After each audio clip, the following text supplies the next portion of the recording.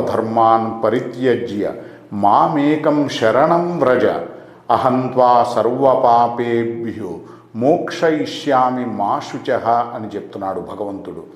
నన్ను శరణు వేడితే మీరింక శాశ్వతంగా ఎప్పటికీ దేని గురించి భయపడవలసినటువంటి అవసరం ఉండదు అని.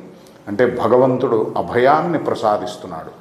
ఎట్లా అయితే సకృదేవ ప్రపన్నాయ తవాస్మీతి చ యాచతే అభయం సర్వభూతేభ్యో దదాం ఏతద్వ్రతం మమ అని శ్రీరాముడు చెప్పాడు.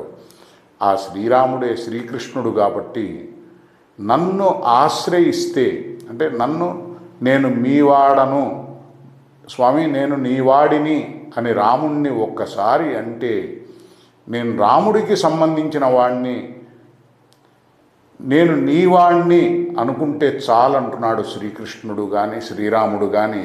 మిమ్మల్ని కాపాడుకోవటం, మిమ్మల్ని రక్షించడం నా వ్రతమని స్వయంగా తెలియజేస్తున్నాడు శ్రీరాముడు.